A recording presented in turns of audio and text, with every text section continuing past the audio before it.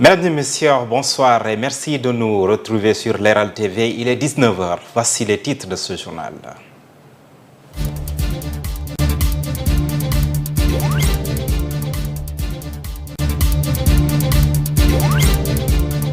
À la une de l'actualité ce soir, le chef de l'État, son Excellence Bassirou Diomaye Diakhar Faye, a effectué ce matin une visite de reconnaissance sur les emprises restituées par la France, marquant une étape majeure dans la reconfiguration de la coopération militaire entre les deux pays. Et puis également cybersécurité, Mamadou Djidiack Faye, le commissaire hacker qui traque des criminels du web, un signal fort donc contre la cybercriminalité au Sénégal, qui a été donc nommé à la tête de la division spéciale de cybercriminalité. Vous aurez les détails dans cette édition. Et puis la brigade départementale d'hygiène de Keur Massar a saisi au moins 25 tonnes de produits impropres à la consommation. Ces aliments, pour la majeure partie, sont périmés et certains produits ont atteint leur date d'expiration. Les détails, vous les aurez dans cette édition, mesdames et messieurs. Voilà pour le sommaire.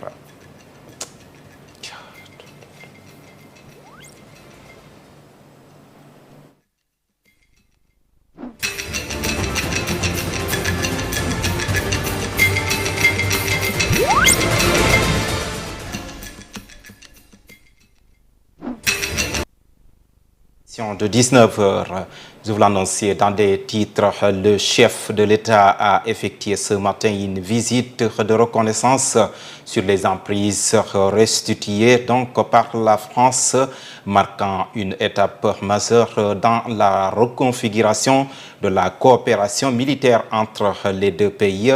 Accompagné de ministres et du haut commandement militaire, le président Bassirou Diomaye Diakhar Faye s'est rendu successivement sur les sites de Ouakam, Bel-Air et de la Marine, désormais pleinement sous souveraineté sénégalaise. Cette visite a permis de constater l'état des infrastructures, hébergement, logistique, opération et de mesurer leur potentiel pour leur prochaine affectation. La restitution de ces emprises, fruit d'un dialogue bilatéral fondé sur le respect mutuel, ouvre une nouvelle ère de coopération stratégique recentrée sur la formation, l'interopérabilité et le renforcement des capacités nationales. Le Sénégal affirme ainsi avec sérénité et fermeté sa souveraineté pleine et entière sur les installations militaires stratégiques.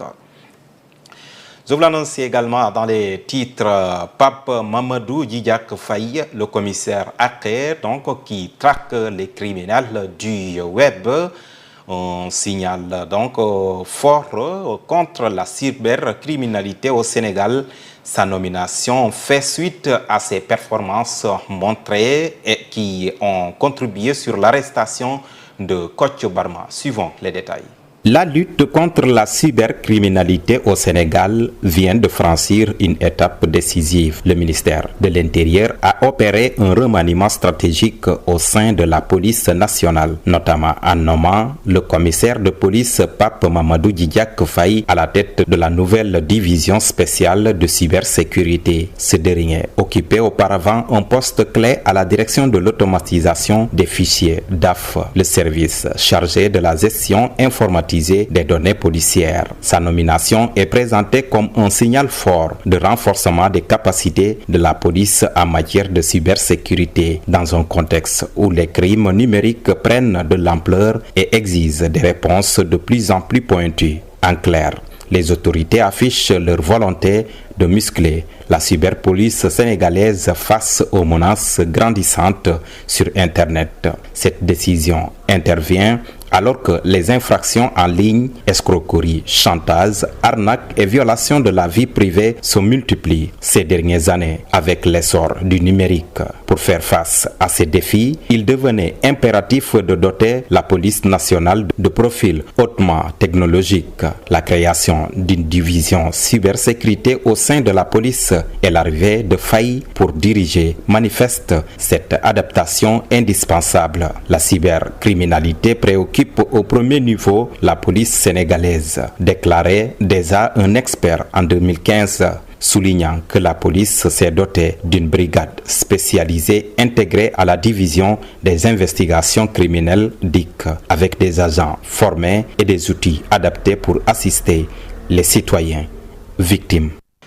Dans le cadre de sa responsabilité sociétale, le projet de promotion de la gestion intégrée de l'économie des déchets solides au Sénégal a doté un médicament d'une valeur de 39 millions de francs CFA, au district du département de Keur Massar, ce don de médicaments composé de vaccins contre la race et des morsures de serpents. Dans la zone, suivons les explications de Sophie Diong, directrice du Promojet, au micro de votre correspondant. Il est prévu aussi d'accompagner les districts sanitaires en consultation gratuite au profit des populations, mais aussi en dotation d'une ambulance qui répond aux normes sanitaires internationales. Donc c'est un ensemble d'appuis que le projet fait là où il évolue. Nous avons une décharge où on a des animaux comme les chiens errants et où aussi on peut avoir des serpents. Donc ce sont des vaccins qui sont un peu rares mais qui ont été mis à disposition par le Promojet sur la demande des spécifications mises en place par le district sanitaire. Donc on vient de satisfaire à cette demande-là qui est un vaccin très rare et qui peut être en rupture. Et je pense que c'est une bonne chose pour la communauté, c'est une bonne chose aussi pour le département de Keur Massar. Du 1er janvier jusqu'à la fin du mois de juin, la brigade départementale d'hygiène du département de Keur Massar a saisi au moins 25 tonnes de produits impropres à la consommation. Ces aliments, pour la majeure partie, sont périmés et certains produits ont atteint leur date d'expiration, mais falsifiés et remis dans le circuit pour être vendus. Le risque d'intoxication et de maladie sont grands avec ces produits. Si l'on suit l'adjudant-chef Oumar Diao, qui a supervisé la destruction des 25 tonnes de produits impropres à la consommation, nous l'écoutons ici. Ces produits sont estimés à 25 tonnes et d'une valeur de 40 450 000 francs CFA. C'est des produits qui sont impropres à la consommation, qui pourraient conduire à une toxi-infection alimentaire. Donc c'est des produits qui sont nocifs, toxiques et qui peuvent être dangereux pour la santé. C'est des produits qui sont constitués de lait, de boissons, de tous les condiments qui sont sur le marché. Ce que l'on constate, c'est des produits des fois qui sont expirés, d'autres qui sont avariés et d'autres même qui sont falsifiés. C'est malheureux, mais c'est le constat. En tant qu'agent chargé de veiller à la sécurité sanitaire des aliments, nous faisons tout pour retirer au grand maximum ces produits-là qui peuvent impacter sur la sécurité sanitaire. Le message que je vais lancer à l'endroit des populations, c'est d'être beaucoup plus vigilant, d'observer et de faire observer tout produit qu'ils désirent acheter sur le marché. Dans le cadre de la Journée mondiale de l'environnement, le port autonome de Dakar a mobilisé ses partenaires pour lancer une vaste opération de lutte contre la pollution plastique à travers des actions symboliques et concrètes comme le reboisement et la sensibilisation. La direction générale affirme son engagement pour un port plus vert en partenariat avec les acteurs portuaires et entreprises comme Elton. Le secrétaire général du port autonome de Dakar, Maktar Diallo, que je vous propose de suivre. Nous nous réunissons dans le cadre de la Journée mondiale de l'environnement, placée cette année sous le thème fort et interpellant, mettre fin à la pollution plastique. tel que proclamé par le programme des Nations Unies pour l'environnement. Au port autonome de Dakar, cette journée dépasse le simple symbole. Elle est un marqueur de notre engagement environnemental, une occasion de rappeler que le développement portuaire ne saurait se faire au détriment de la planète, ni des générations futures, ou bien même encore moins des générations futures. C'est pourquoi nous avons également tenu à associer cette journée à celle consacrée à la lutte contre les sacs plastiques pour élargir le plaidoyer et renforcer le message. C'est dans cet esprit aussi que le port autonome de Dakar, en collaboration étroite avec la communauté des acteurs portuaires du Sénégal, a conçu et lancé des actions fortes, structurantes et porteuses d'impact. Parmi ces actions majeures, on peut citer le lancement officiel du projet de ceinture verte portuaire, inauguré aujourd'hui par un reboisement symbolique devant la direction générale. Ce geste incarne notre volonté de verdir les espaces portuaires, de réduire notre empreinte carbone et de contribuer activement à la résilience climatique. Nous pouvons aussi citer une randonnée écologique organisée dans un esprit de sensibilisation, de mobilisation et de partage. Elle vise à mieux faire connaître les contours de la ceinture verte, mais aussi à inviter chacun à interroger ses habitudes, à repenser ses comportements dans et hors du port de Dakar. Au Sénégal, près de 75% des habitants ont moyen de 35 ans, mais le chômage reste un défi majeur. Pour désamorcer cette bombe sociale, un forum de l'emploi s'est tenu ce matin au Grand Théâtre de Dakar. Objectif, ouvrir une plateforme d'opportunités aux jeunes porteurs de projets en réunissant décideurs, investisseurs et acteurs du marché de l'emploi. Nous écoutons à ce propos Mohamedou Racine Sek, organisateur du forum, au micro de notre reporter Biram Kharindao. Alors, le Forum de l'emploi a pour objectif d'accompagner les jeunes dans leur insertion professionnelle. On s'est rendu compte qu'aujourd'hui, le taux de chômage est hyper élevé et les jeunes n'ont pas forcément l'opportunité et la chance d'aller rencontrer les entreprises pour des entretiens et des stages ou bien de l'emploi. Donc, on a voulu organiser ce grand événement pour mettre à la disposition des entreprises ces talents qui sont là, pour leur permettre à certains d'avoir leur première opportunité de stage, d'emploi ou même pour d'autres d'entretien. Oui, les nouvelles opportunités sont là. Je pense que nous avons des écoles d'enseignement supérieur qui sont présentes ici, qui ont quand même mis à jour leur programme pour que ça s'adapte au monde actuel. Mais les entreprises de maintenant ne recrutent pas forcément que sur la base du CV, mais sur la base de ce que la personne sait faire. Nous avons aujourd'hui la présence par exemple de Talent Link Africa qui ne recrute que des freelances et on sait qu'un freelance ne peut travailler que lorsqu'il a des compétences. Donc le monde actuel bouge et nous avons besoin en fait d'une mise à jour de ces compétences et de ces potentialités pour pouvoir réussir en entreprise. Le Forum de l'emploi, aujourd'hui, le thème, c'était plus axé sur les soft skills. Donc aujourd'hui, une personne qui a des soft skills a une supériorité même par rapport à celui qui a des diplômes. Parce que ce sont les soft skills qui te permettent de mieux te vendre, de mieux convaincre et d'avoir de meilleures opportunités. Donc le diplôme c'est important, mais les soft skills encore plus. Dans le cadre du projet d'appui à l'insertion des jeunes formés et de l'initiative FIT Sénégal, 528 jeunes, dont 308 femmes, ont effectué un stage de 10 mois en entreprise. Une initiative saluée par le ministre de la Formation professionnelle, Moustapha Ndiek Sarré, lors de la cérémonie nationale de remise des attestations de fin de stage. Nous suivons sa réaction. C'est avec une grande fierté et un immense plaisir que je prends la parole à l'occasion de cette cérémonie nationale de remise des attestations de stage du projet d'appui à l'insertion des jeunes formés, PAEJEF. Cet événement symbolise l'aboutissement d'un travail collectif en faveur de l'insertion professionnelle des jeunes de notre pays.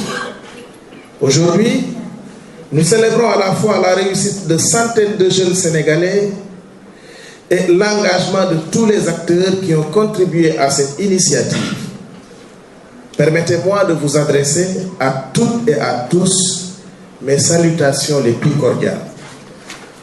Mesdames, Messieurs, notre pays se caractérise par une population extrêmement jeune. En 2023, 75% des Sénégalais avaient moins de 35 ans. Chaque année, entre 100 000 et 300 000 jeunes arrivent sur le marché du travail, alors que seulement 30 000 emplois formels sont créés. Derrière ces chiffres, ce sont des espoirs contrariés, des talents inexploités. La situation est encore plus difficile pour les jeunes femmes et les personnes vivant avec un handicap, souvent confrontées à des obstacles supplémentaires. Selon le ministre du Travail et des Relations avec les institutions, Abbas Fall, cette initiative s'inscrit dans le cadre du projet d'appui à l'insertion professionnelle des jeunes et des femmes formées en collaboration avec l'initiative FIT Sénégal qui vise à favoriser l'employabilité des jeunes à travers des stages en entreprise. Voici ses explications. De synergie d'acteurs est née l'initiative FIT Sénégal qui réunit des partenaires sénégalais et européens qui agissent ensemble pour accompagner les jeunes vers l'emploi dans le cadre des Jeux olympiques de la jeunesse Dakar 2026. Ainsi, l'initiative FIT Sénégal, avec son PGF, avait pour ambition, au travers de cette phase pilote, d'accompagner l'insertion dans les entreprises de 33 jeunes diplômés ou formés dans la région de Thiès. Ce nombre, quoique faible, est un prétexte pertinent pour opérationnaliser le dispositif territorial de premier emploi. Parce que ce dispositif il a été mis en place dans une première phase avec le PASPEL, en insérant 200 jeunes diplômés, mais de seulement 6 régions, pas en moins par région, mais seulement dans 6 régions. Et pour passer à l'échelle, dans les 14 régions, qu'on a dit qu'il faut réduire le nombre afin de permettre aux autres de nous réduire pour qu'on puisse marcher ensemble. En recevant ces attestations de stage, vous avez fait la moitié du chemin. Et c'est à nous maintenant de faire l'autre moitié pour que vous puissiez être insérés. Sur le plan professionnel, bien sûr. Vous devez être fiers de votre parcours et des réalisations que vous avez effectuées. Nous avons besoin de jeunes formés dans des domaines porteurs tels que l'agriculture et autres. Et je crois qu'avec la nouvelle vision en matière de formation professionnelle, beaucoup de choses vont évoluer. Vous pouvez compter sur nous, Monsieur le ministre de la Formation professionnelle, surtout dans le cadre de la convention État-employeur. Nous pouvons travailler avec des entreprises ciblées pour les aider à prendre ces jeunes, soit en position de stage ou bien en position d'embauche.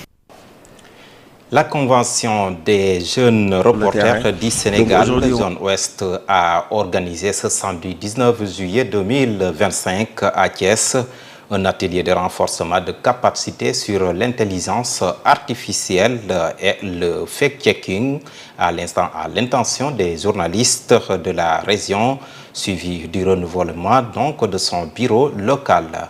Un critère d'âge limitant l'accès aux responsabilités au moins de 35 ans a été donc instauré. À l'issue du processus, Djibi Diop Ndiaye a été désigné nouveau président de la cellule zone ouest de Thiès. Nous écoutons Abdou Diagne, il est donc le président de la Convention des jeunes reporters du Sénégal, au micro de nos reporters à Thiès, Mounirou Mbeng, Adama Baïma. Le terrain. Donc aujourd'hui on est là dans le cadre du renouvellement de la cellule zonale et un renouvellement qui se veut s'inscrire dans la dynamique démocratique de la Convention des jeunes reporters, parce qu'après le renouvellement de Dakar où j'ai été élu, la suite logique était le renouvellement des cellules zonales. Donc on a été là, on a vu le dynamisme et l'union autour des jeunes journalistes de cette région et notamment du respect des principes de la Convention, c'est-à-dire que la présidence tournante, c'est-à-dire qu'aujourd'hui, on a vu que Mbour a eu son point focal. Avant, c'était Tivaouane. Aujourd'hui aussi, le respect de l'âge, puisqu'on parle de jeunes reporters. Donc, c'était un point très, très important pour nous de faire les renouvellements et aussi de jeter les jalons d'une nouvelle base, c'est-à-dire la vision, la formation et les points essentiels pour redorer le blason du journalisme au Sénégal. Ce sera une marche ensemble de manière très collégiale. C'est-à-dire que c'est à eux de définir leurs objectifs et leurs ambitions. Nous aussi, à notre niveau, on portera le combat de ces jeunes reporters qui sont dans les régions. Parce que comme on le dit, il y a des choses sur lesquelles nous, on a une certaine responsabilité. Et la convention des jeunes reporters ne se limite pas à Dakar. Maintenant, sur des points comme l'amélioration des conditions de vie et de travail, on le fera de manière collégiale. La situation aussi des correspondants dans les régions est un point sur lequel on se bat et on se battra aussi avec nos camarades du SYNPICS pour qu'au moins leur statut puisse être revu et revisité. Aujourd'hui, ce qu'on veut éviter, c'est que la formation se limite. Aujourd'hui, quand on a demandé à la cellule, c'était quoi leurs besoins en termes de formation, ils nous ont dit que l'intelligence artificielle et le fact-checking sont des points importants sur lesquels ils aimeraient être renforcés. Et je pense que c'est pour cela qu'on a amené nos confrères qui sont à Dakar, qui travaillent au quotidien sur ces problématiques pour un renforcement de capacité et aborder ces problématiques et aussi pour des échanges. Les travailleurs de l'Institut national de pédologie alertent sur la négligence du gouvernement du Sénégal sur l'application juste et équitable du règlement d'établissement de leur structure. Face à la presse ce samedi, les travailleurs rappellent les autorités du Sénégal les promesses tenues sur l'exercice de leur métier sur le terrain et qui tardent toujours à être concrétisées. Nous écoutons ici Seydou Adama Diallo, il est donc le secrétaire général de l'Institut au micro de Nyanyaka. J'ai trouvé que ces dernières années, donc la contribution à ce développement a été très négligeable. D'ailleurs, même c'est ce qui avait poussé le Premier ministre à dire que le phosphate naturel produit ici au Sénégal, devrait être utilisé par les producteurs afin de renforcer le niveau de fertilité de leur sol pour leur garantir un bon rendement afin d'aller vers le chemin d'une agriculture soucieuse de l'environnement. Et nous avons applaudi des deux mains, car nous avions pensé que c'est l'Institut national de pédologie qui devrait porter ce leadership en élaborant un document de référence concis et précis pour pouvoir faire ce travail de terrain-là. Mais jusqu'à aujourd'hui, il n'en est rien. Il n'en est rien puisqu'on constate que notre administration générale nous propose, à la place d'un document référentiel, de faire des travaux basés sur des TDR séquentiels pour faire nos missions de terrain, et ça, c'est anormal. La direction générale se lève un bon jour pour nous présenter des TDR afin de faire des missions séquentielles. Nul n'était l'engagement, nul n'était le professionnalisme de ces agents-là, rien n'aurait abouti. Parce qu'en fait, derrière cette mission de terrain qu'on a eu à faire sur l'ensemble du territoire national, la direction générale nous avait instruit de faire une large campagne de communication là-dessus. Et là, on se positionne comme lanceur d'alerte en disant que les travaux qu'on a effectués, en tout cas la campagne de communication qu'on a effectuée sur l'ensemble du territoire national, n'est pas à la hauteur des activités qu'on a eu à faire sur le terrain. C'était donc à l'instant Adama Ndiaye, secrétaire général de l'Institut national de pédologie. Et nous parlons tout à fait d'autre chose. Le général Biram Diop, ministre des Forces armées, a présidé donc à l'École nationale des officiers d'actifs une cérémonie de remise d'épaulettes aux sous-lieutenants de la 43e promotion. Le ministre des Forces armées a saisi l'occasion pour témoigner sa gratitude aux récipiendaires et adressé sa compassion aux victimes de l'armée. Nous suivons ses explications. C'est avec une grande fierté que je préside la cérémonie de remise des épaulettes de la 43e promotion de l'École nationale des officiers d'actifs. Voir ces jeunes officiers alignés dans cette belle cour de la devise, arborant leurs premières épaulettes, constitue un motif d'espoir. En effet, leur serment, déclamé avec vigueur, nous conforte dans notre conviction que le sens du service et de l'engagement envers notre pays demeure bien ancré au sein de notre société, particulièrement auprès de notre jeunesse. En cette occasion solennelle qui couronne l'aboutissement de leur formation initiale, je tiens à exprimer mon respect et ma gratitude à la famille du parrain, feu le général de division Saliou Ndiaye, présente ici parmi nous. Sa présence nous honore et confère une symbolique particulièrement forte à cette cérémonie. Mes pensées se tournent également vers nos frères d'armes arrachés trop tôt à notre affection. Je m'incline devant leur mémoire et adresse toute ma compassion aux blessés et aux malades à qui nous renouvelons notre solidarité sincère et indéfectible.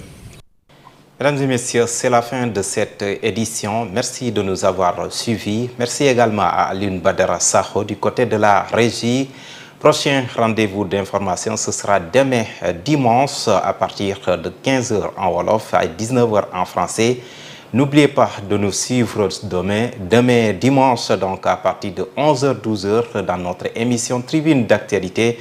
Nous recevons Dr Hassan K, président donc du panel, membre de la coalition Diomaye Président, pour un débrief de l'actualité nationale. D'ici là, portez-vous bien et bonsoir.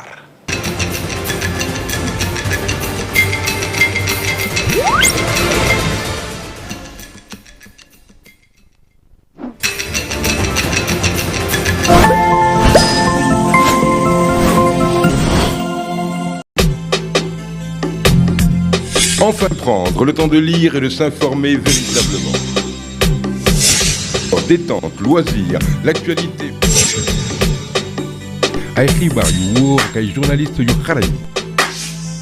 Aimez l'actualité avec les plus belles signatures du Sénégal. Reportage 8